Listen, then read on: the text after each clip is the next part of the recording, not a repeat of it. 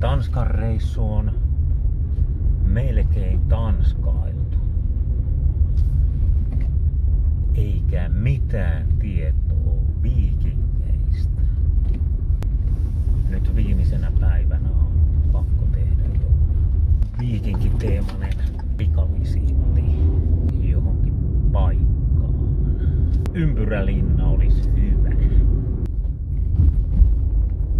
Åkersborgin ympyrälinna on tässä ihan lähellä. Ympyrälinnojahan on täällä puolisen tusinaa kappaletta Tanskassa ja Skånessa. Ja tää Åkersberg on niistä kaikista isoin.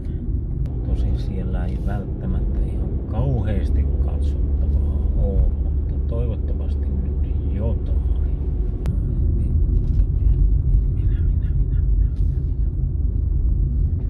Minähän saakeli ajoin väärin. Viikinkimaisemat lähestyy. Siinä oli tollanen Roadhouse-tyylinen baari, jonne voi mennä tyhjentämään juomasarvia ja kuuntelemaan CCR. Minnekähän minä olen menossa? Tää ajattaa mua jollekin omakotialueelle. Ei tässä on nyt Uudini henkeä yhtään. Vettä sataa. Ja mulla on suntikset päällä. Tai ainakin kaupunkivaatteet. Eihän tässä näin pitänyt käydä. Onks ne rakentanut kirkon keskelle viikinkilinnoitusta? Kyllä nyt olis Uudinin veriuhrien paikka tällaisen häväistyksen kohdatessaan. Tässä se on Åkersberg. Niin kuin harpilla piirretty ympyrä. Ne on ollut 4 metriä korkeat ja tammihirsi-vahvisteisen. Tilaa 48 pitkälle talolle. Se on niinku 5000 viikinkisoturia asumassa täällä. Se on ihan älytön määrä. Onhan täällä peltoa, mutta ei niin jollakin rautakautisella meiningillä 5000 ukkelia ruokita. Muuten vaan käkkimässä. Tuolla taustalla näkyy Limfjordin vuono, liimavuono, joka nimestään huolimatta on auki molemmista päistä. Ja sillain se oli 1000 vuotta sitten.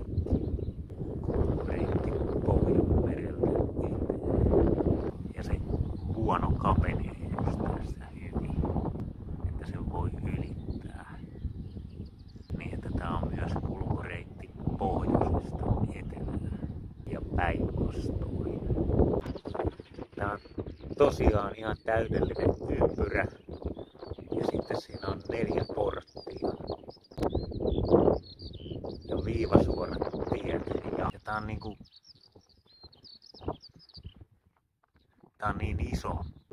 Roomalaisten linnoituskaupungit oli vähän samanmallisia. Tää on ajoitettu vuoteen 974. Sitä ennen tässä oli joku aika iso kylä, joka oli kai sitten purettu ja poltettu ja jyrätty ja tehty tällainen ihmeellinen valtava sotalinna tää. Ja sitten tääkin oli jätetty oman onnensa nojalla. Mutta tää on siis ihan tautisen iso ympyrä. Tuollahan tollanen helkkarin pakanallisen näköinen kivi. Tekis mieli mennä tutkiin, mutta se on vähän niinku yksityisalueella ja sähköpaimenen takana.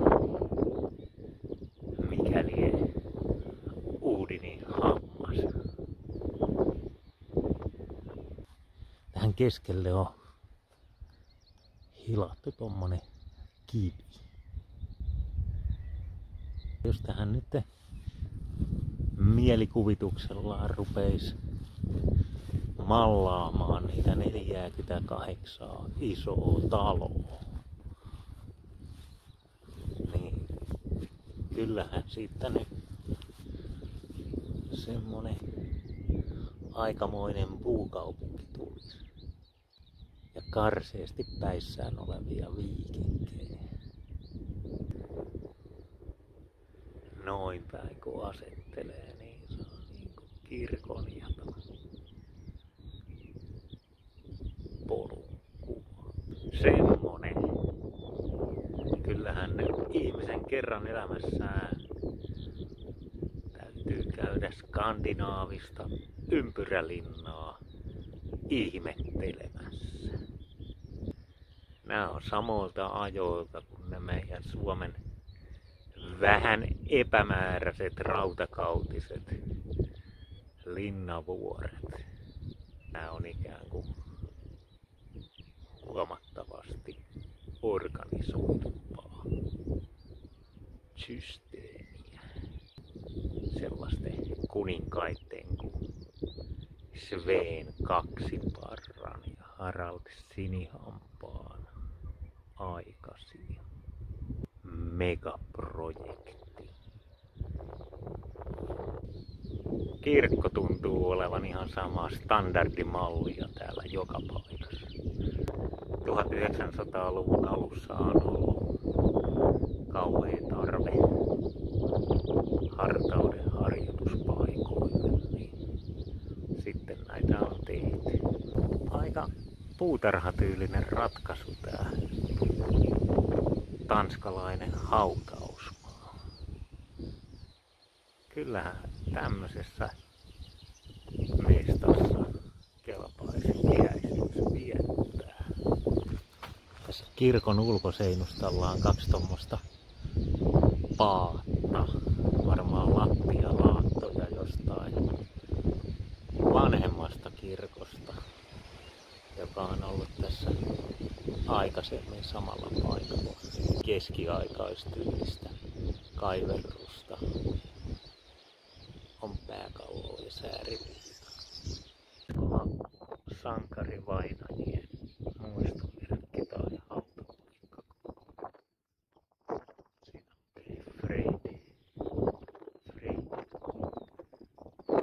Varmaan on kenenkään Freidin nimisen tyyppinen juttu, vaan tarkoittaa vapautta.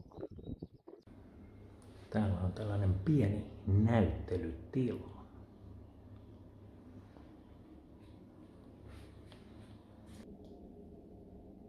Tommonen muinainen lautapeli. Kultainen rannerengas. Tai siis kuva kultaisesta rannerenkaasta. Sillä tavalla katsastettiin Aggersborgin pakana-aikuinen ympyrälinna ja vähän kristillisempi